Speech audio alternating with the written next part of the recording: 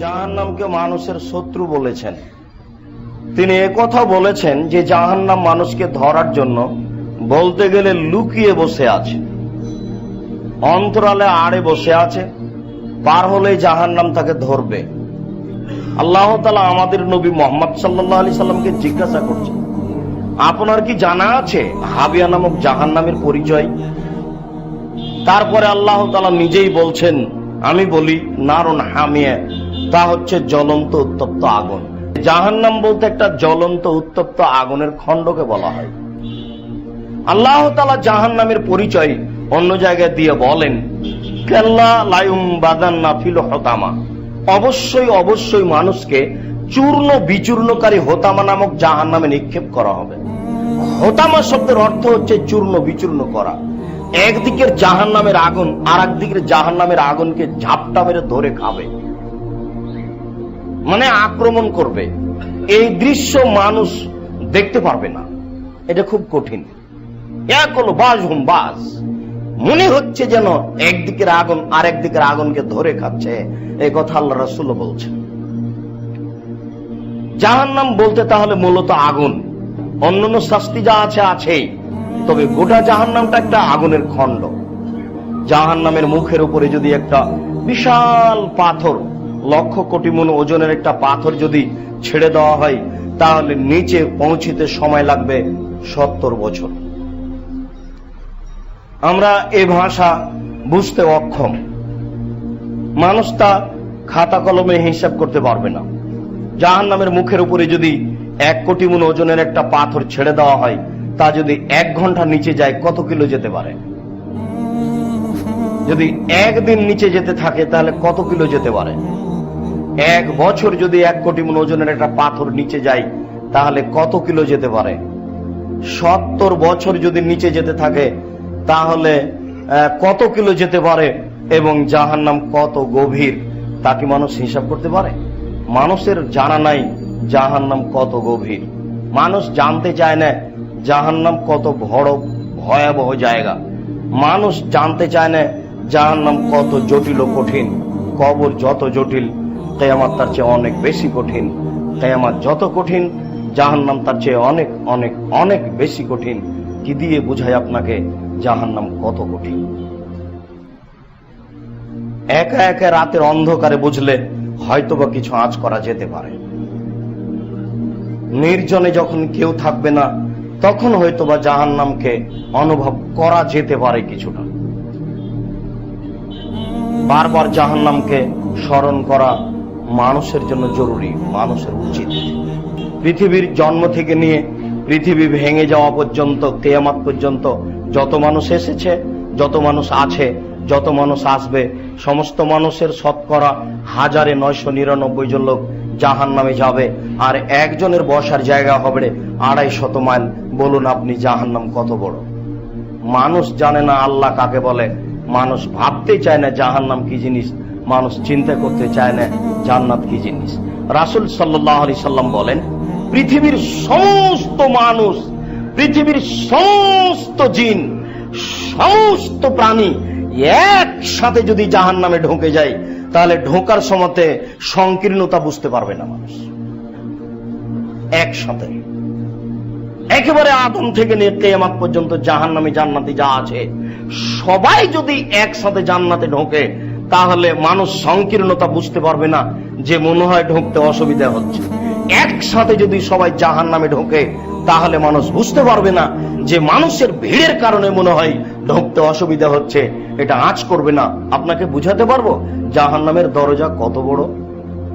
সেই দিন আর বেশি দূরে নেই, যেদিন কঠিন বিচার হবে, সেদিন কেউ ঠেকাতে পারবে না, পৃথিবীর কোন মানুষ ঠেকাতে পারবে না। সেদিনের নাম হলো আল-ইয়াওমা লা তামলিকু নাফসুন লিনাফসিন শাইআন ওয়াল আমরু ইয়াওমাইযিন লিল্লাহ। আজ কোন মানুষের কোন উপকার করতে পারবে না। এক ছত্র মালিকানা আল্লাহর হাতে থাকবে। এর নাম বিচারের দিন। বিচারের মাঠে যখন স্বৈরাচারী অহংকারীকে জাহান্নামে নিক্ষেপ করা হবে, তখন জাহান্নাম বললে লেমা উসিরতাল আল মুতাকাব্বিরিনা আল মুতাজাব্বিরিনা, আল্লাহ আমার ভিতরে স্বৈরাচারী অহংকারী কেন? এর কারণ কি? অসহায় দুর্বল মানুষ কেন এখানে নেই? শুধুমাত্র স্বৈরাচারী অহংকারী কেন?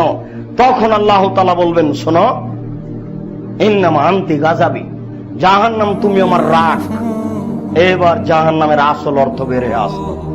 জাহান্নাম বলতে আল্লাহর রাগ, রাগান্বিত হওয়ার একটা ভাবধারা বস্তু হলো জাহান্নাম। যার উপরে আল্লাহ ক্ষেপে আছেন তার এই ফলাফল হলো জাহান্নাম। ওয়াযিবু বিকা মান আশাউ মিন ইবাদি, তোমার মাধ্যমে আমি শাস্তি দেব আমার বান্দার যাকে ইচ্ছে। জাহান্নাম তুমি আমার রাগ, জাহান্নাম তুমি আমার ক্রোধ, জাহান্নাম তুমি আমার রাগ, জাহান্নাম তুমি আমার ক্রোধ। ওয়াযিবু বিকা মান আশাউ বিকা মান আশাউ মিন ইবাদি, তোমার দ্বারা শাস্তি দিব আমার যাকে ইচ্ছে। আর সবচেয়ে আল্লাহ রাগান্বিত হন শিরক করলে, যেটা আমি আর আপনি দিন রাত করছি এই বাংলাদেশের মাটিতে।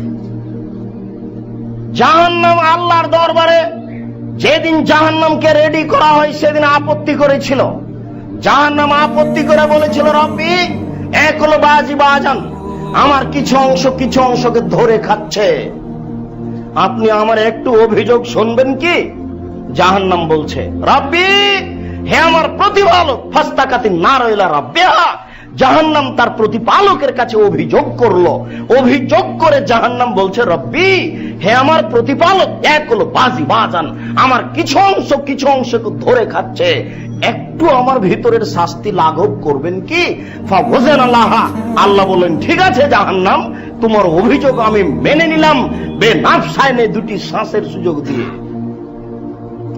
নাফসুন ফিসাইফা নাফসুন ফিসিতায়ে, তুমি একবার শ্বাস ছাড়লে পৃথিবী 6 মাস গরম থাকবে, তুমি একবার শ্বাস ধরলে পৃথিবী 6 মাস ঠান্ডা থাকবে, এক অর্থ। আর একটা জাহান্নাম, তোমার কথা আমি মেনে নিলাম, তুমি গরম এলাকা থেকে একবার শ্বাস ছাড়িও পৃথিবী 6 মাস গরম থাকবে, তোমার ঠান্ডা এলাকা থেকে একবার শ্বাস ছাড়িও তাহলে পৃথিবী 6 মাস ঠান্ডা থাকবে। জাহান্নাম কথা বলতে পারে, জাহান্নাম নিজে অভিযোগ করলো। তাই তো আল্লাহ বলছেন, জিবরাইল আমি জাহান্নাম রেডি করেছি, তুমি একটু দেখে আসো। জাহান্নাম দেখে এসে জিবরাইল বলছেন, ওয়াইজ্জাতি ওয়া ইরতিফায়ে মাকানি ওয়া জালালি, তোমার মর্যাদার কসম, তোমার সম্মানের কসম, হায় হায় তুমি করেছো কি? জাহান্নামের এক অংশ আর এক অংশকে ধরে খাচ্ছে। হাল ইয়াদখুলু আহাদুন ফিহা, কোন মানুষ কি সেখানে যেতে চাইবে? আল্লাহ তুমি করেছো কি? জাহান্নামের এক অংশ আর এক অংশকে ধরে খাচ্ছে। তোমার মর্যাদার কসম, তোমার সম্মানের কসম, তোমার ইজ্জতের কসম, জাহান্নামে কি কেউ যাবে? তখন আল্লাহ তাআলা বলছেন, জিবরাইল যাও তুমি এবার জাহান্নাম দেখে আসো। এবার জাহান্নাম দেখে এসে জিবরাইল আলাইহিস সালাম বলছেন, তোমার মর্যাদার কসম, তোমার সম্মানের কসম, তোমার ইজ্জতের কসম, জাহান্নামে যাবে না এমন কি কেউ আছে? আগে যা বললেন পরে সম্পূর্ণ উল্টিয়ে দিলেন। জিবরাইল আগে বললেন কেউ যেতে চাইবে না, আর এখন বলছেন সবাই যাবে। ঘটনা কি? রাসূল সাল্লাল্লাহু আলাইহি ওয়াসাল্লাম বলছেন, হুজবাতিন নার বিশাহওয়াত, মনের ইচ্ছা দ্বারা জাহান্নাম ঘেরা আছে। হুজবাতিল জান্নাত বিল মাকারিহ, নিয়ম নীতি দ্বারা জান্নাত ঘেরা আছে। জিবরাইলের ধারণা যে মানুষ প্রবৃত্তির বিরোধিতা করতে পারবে না। আপনি পারেন না তো? জাহান্নামীদেরকে বেঁধে জাহান্নামে নিয়ে যাওয়া হবে। আল্লাহ তাআলা বলছেন, খুযুহু ফাগুল্লুহু সুম্মাল জাহিমা সাল্লুহু, তোমরা এদেরকে ধরো, এদের শিকলবন্দি করো, এদের টেনে হেঁচড়ে জাহান্নামে নিয়ে যাও। জাহান্নামীদেরকে বেঁধে নিয়ে যাওয়া হবে। আল্লাহ তাআলা বলছেন, জাহান্নামের খড়ি হবে মানুষ ও পাথর। অকুদুহান নাসফাল হেজারা, জাহান্নামের খড়ি হবে মানুষ ও পাথর। আল্লাহ তাআলা বলছেন, জাহান্নামের খড়ি হবে মানুষ ও পাথর। তাহলে বোঝা যাচ্ছে যে কোনো কাঠ খড়ি থাকবে না জাহান্নামে। জাহান্নামে কোনো কয়লা খড়ি থাকবে না, মানুষই হচ্ছে জাহান্নামের খড়ি।